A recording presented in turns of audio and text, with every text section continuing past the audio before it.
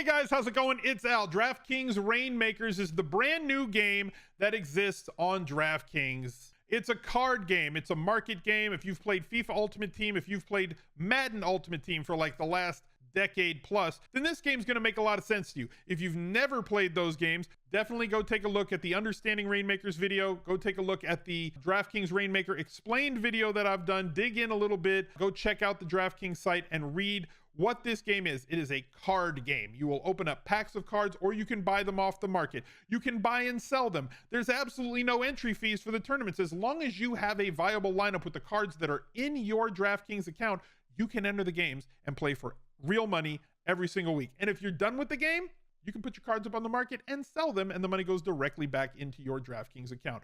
So to me, it's going to be a lot of fun. There's a lot of ways to skin this cat. There's a lot of ways to attack this game. I personally cannot wait for the week one games to get here and for the week one crowd of players on DraftKings to get here to see where the market can really, really go. So let's take a look. Let's go. He's a legend. So if I pull up Josh Allen, right? Ignore defensive Josh Allen. There are 5 tiers of cards. There is core, which are the most populous. There is rare, next least populous. It goes from low to high, core to rare to elite to legendary to ReignMaker tier. It's a whole other story. I don't think that the ReignMaker tier should be called the ReignMaker tier because the game is ReignMakers. And somebody says, hey, I got a ReignMaker such and such. You got a ReignMaker tier card, or you go, oh no, it's an elite. Those are two different things. DraftKings, it should have been called the crown tier. That's my whole, I'll get off my soapbox as far as that, but it is what it is. Now you look at these ReignMaker cards. This is very specific. There's different sets, different drops. There's the field pass set. There's the Genesis set, as you can see on the bottom left of these cards here. There's a booster set. There's an elevate set that has this little mountain in the background based on the different card drops that they've had. There is one set. You can see in the bottom left of this card, it says Field Pass. The Field Pass cards only in the ReignMakers tier have 2-year utility in the main part of the game. So this Josh Allen ReignMakers card, which is from the Genesis set, is one of one. It plays in 2022 just like this card will in 2022. However, in 2023, this card, the 2022 Josh Allen, will not be able to be played in 2023 contests. There will be other games in 2023 maybe that it could be played in. There will be a burn mechanism for those cards that maybe it could be played in. There will be probably a franchise score that it could be a part of. But the 2023 main games in the lobby will not be able to use this card. But if you have a field pass Josh Allen, there are 20 field pass cards. Josh Allen was one of those players. They are going to give you a 2023 version of this card. So the field pass version of the ReignMaker tier has 2-year main game utility. That is what it is. So there is extra added value. There is extra premium, albeit at the very, very, very high stakes nosebleed prices. But as I was saying, the game is going to have market fluctuations. The game is going to have floor price fluctuations. Last week, you could have bought a ReignMakers tier superstar. And I understand that this is out of most people's range, but I'm going to go somewhere with this. The ReignMakers superstar tier floor was like $8,000 for one of those cards. The superstar cards can only be played in their tier. They can only be played in their tier or below. You cannot take a superstar. Cooper Kupp is a superstar player. There are 17 superstars in the entire set. A legendary Cooper Kupp cannot be played in a ReignMaker game in the ReignMakers lobby. So these ReignMaker tier superstars, of which there will only be 8 possible entirely in the entire set, have manufactured low ownership in ReignMaker tier games, because there's only 8 possible, where all 50 of the legendary non-superstars can be pulled up to play in a ReignMaker tier game, provided that you have the 2 ReignMakers that you need for that level. So while Joe Burrow, there's 58 possible that could be in that tournament. There probably won't be 58 total in any one game, but there are 58 possible that can be played at the ReignMakers tier. There will only be 8 possible Justin Herberts that can be played at that tier. So the floor on these has risen from like 8K to like 17 or 18K. That won't be the case if you're a lower dollar player. If you're playing at the core tier, we're still sorting by superstars. These core tier superstars cannot be played in the rare level or the elite level. But if you want to be somebody who's got these guys at that range, you can play a rare superstar down. But if you have a rare superstar, you're probably playing up in rare, playing against less people, which means you have a higher expected value with less runners in the games. And the core tier superstars are not as expensive. CeeDee Lamb, $6. Deebo Samuel, $9. Dalvin Cook, $10. Adams, $12. You can get a very reasonable lineup at the core tier. Now it's Friday, September the 2nd. We are heading into Labor Day weekend. If you don't know, and how would you know? You could assume, but you have no way of quantifying it. How much more traffic there is on Labor Day through kickoff Sunday every year in NFL, it's like 5x. The traffic on my videos this week, Monday through Friday of this week, ending September the 2nd, is going to be 5 times less than the amount of impressions, clicks, traffic that I'm going to get on my videos next Friday, by next Friday, ending September the 9th. That's just the reality. That happens every single year. My content in September gets 4 to 5 times the amount of traffic that my content gets in August every year. I've been doing content for 10 years. Once people finish their friends and family drafts, they turn their attention to daily fantasy. With as much money as DraftKings is putting towards advertising, giving everybody who has a DraftKings account a core starter pack. And I know one of our mods got a ridiculous starter pack. Frostbite? Good Lord. Frostbite got like Joe Burrow. He got like 5 dudes. He's got 4 of 5 players, maybe all 5 that were eligible to be players. Frost, who did you get? Vray happy. Yours was hot garbage. Mine was not good. But like, packs are gambling. They always have been, and they always will be. You guys have seen me open boxes of cards on this channel. Like, sometimes we get cards that are worth $5, $10, $50,000, and sometimes we get nothing. You got Burrow, Aaron Jones, Amon-Ra, Nico Collins. That's 4 of 5 players at the core tier that are ready to. Did he get a Brock Lesnar? F. Irv Smith. So like, you could really just put a lineup in week 1 without buying anything off the market from your starter pack that you got for free. That's sick. That's absolutely sick. Most people aren't going to get a pack that good anywhere close to it. And that's your starter pack.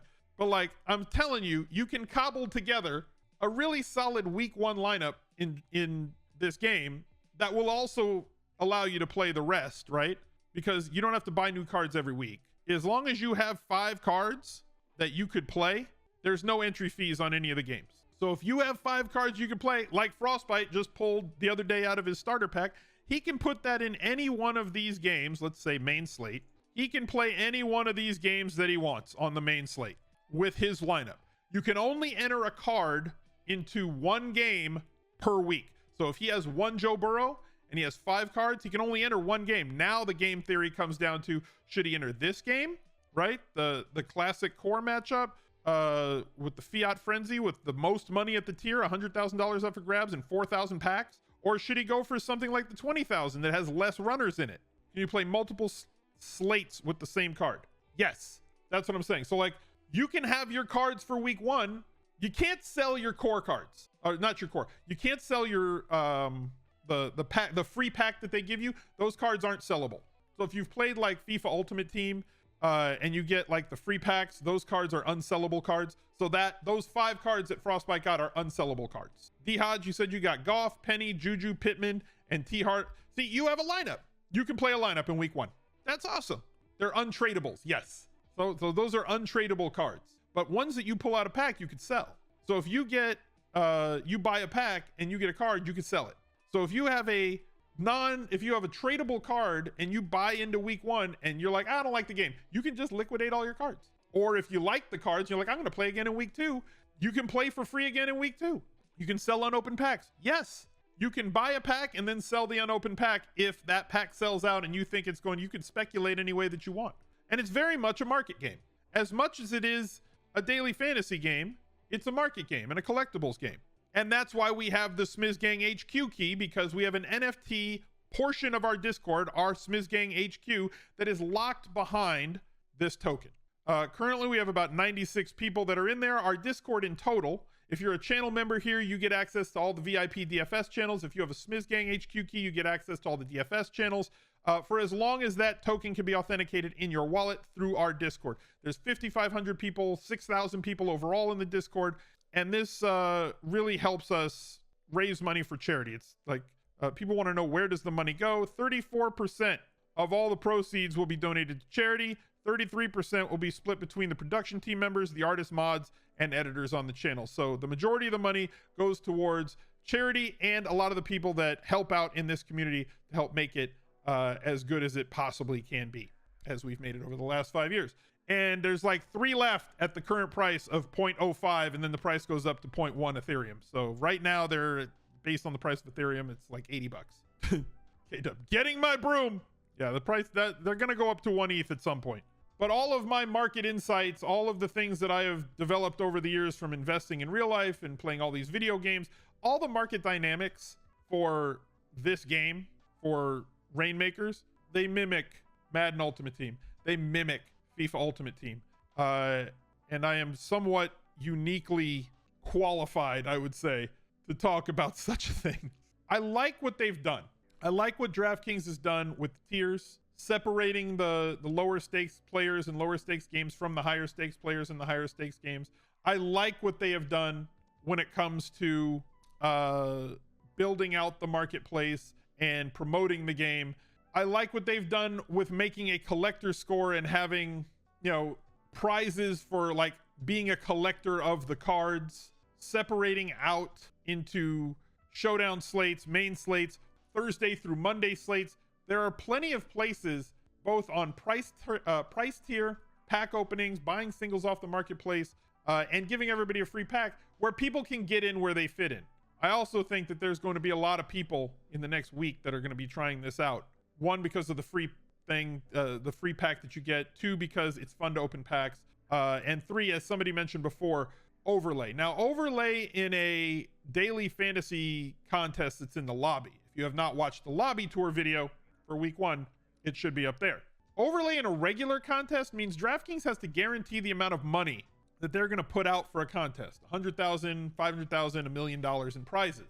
Once they post that, they have to pay it out, whether or not they sell out the tickets. Now, the money that you pay, like it's $5 contest, a $25 contest, $100 contest, the prize money goes gets taken from the ticket sales for that contest in regular DFS.